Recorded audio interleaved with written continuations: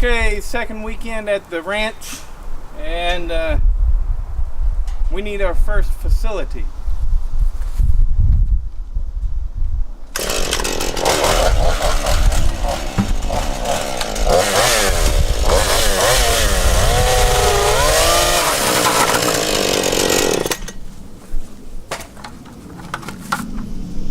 Toilet.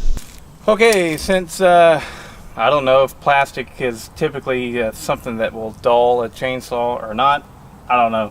But I do have this opportunity to teach you guys how to sharpen a chainsaw. First time I ever sharpened a chainsaw, surprisingly, I guess, was just about 4 or 5 months ago. I don't know. But anyways, not long ago. And it's actually extremely simple. You got two things to look for. Well, is it two? Anyways, your chain, every chain is going to be a certain size, so your file has to match that. This Husqvarna right here, I believe it says it right on the side. 1.3 millimeter. There it is. So my file is a 1.3 millimeter file. Okay. So what you do is, this is a nice handy little tool. It gives you the angles, 30 degree on one side and 25 degree on the other. And what that means is matching up, it's 30 degrees to the bar. Right over here is 25 degrees to the bar. So which side goes on which, I don't know. And could you do it without this little tool? Hell yes, because the angle is already set. You find a good one to start with. It's really good if you have like a paint marker or something. You can mark it, right? But basically, you just do it all by feel, and it's easy. So this one right here, I'm going to start with it. My file lays right in it, and you can tell the angle that it's supposed to go. And I'm going to go 1, 2, 3. All right, now the 3 count is important. Does it have to be 3? No. It's going to depend on how dull it is, right? But every single one of them, I do 3. All right, so move on. 1, 2, 3. And the way that I'm going to tell where I started is it's shiny when you file it. So over and over, you just do it.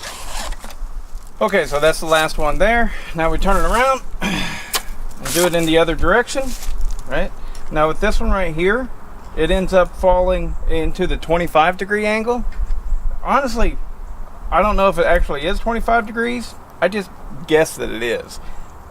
It doesn't matter, like I said, you can follow the grooves easily enough.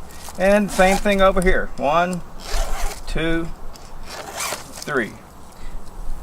If you get it off, like you do 4 on one side and 2 on the other, what it's going to cause, there we go. It's going to cause it to pull. You'll cut like, it'll cut in a certain direction. So you won't have good straight cuts. Okay, so like I said, it just slides right in there. It's a little nook, fits in there just perfectly. All right, so next thing we got to do the tightening the chain. That's not too bad, but whatever. And I don't have the right one. So, okay, so I found a wrench so that I can show you this right here. All you do is loosen up the top bolt, right? Now, if you have an old chainsaw, it might not work this slick, but you loosen up this so that bar can move back and forth. And you're going to have a screw somewhere on this Husky. It's right here. On the steel, it's actually down in here. But anyways, the screw is going to work to move that chain forward, or the bar forwards and backwards. And you see how that just tightened up right there. I'm going to turn it back the other way, and it's really loose. So let's tighten it up. So we got to make sure it's in that slot on the bar.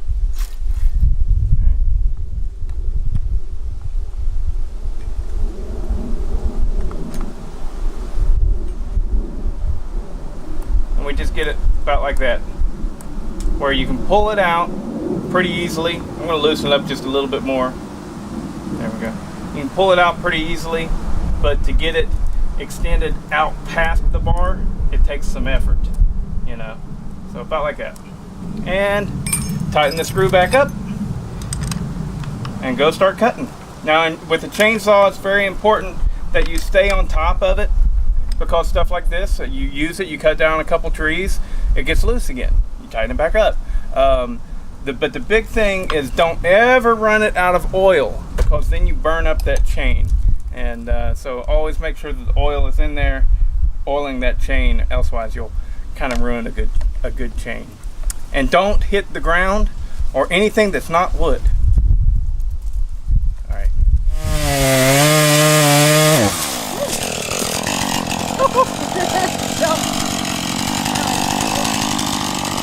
That ain't never happened to me before. It happened to me. Oh!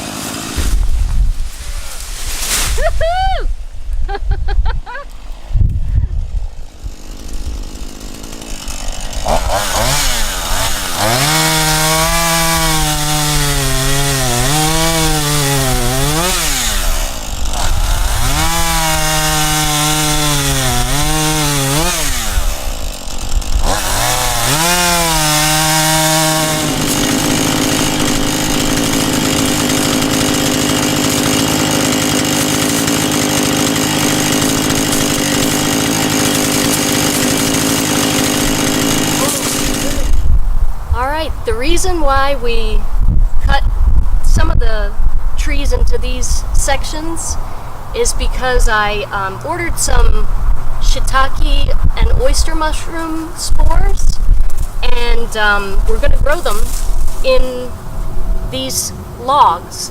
And basically these trees, one of them, this one right here is a poplar, and these are sweet gum. And they basically, apparently we've never done this before, but they work pretty well for growing shiitake and oyster mushrooms. So we're going to be inoculating the logs with the spores, and then giving them some time, probably about a year, for the spores and mycelium to spread through the logs, and then hopefully they'll start fruiting some mushrooms for us. So cool. Okay, so that's it for today. We didn't get a lot done today, but because, well, you know, we want to enjoy this, and we've got 4 years to make this place nice and livable, because likely that's what's going to happen whenever my youngest son Blake graduates high school. Then we don't have to live in the frickin' city of Decatur, where taxes are outrageous. And so we'll probably move out here. You know, we can still work in the city and live on this cool little ranch.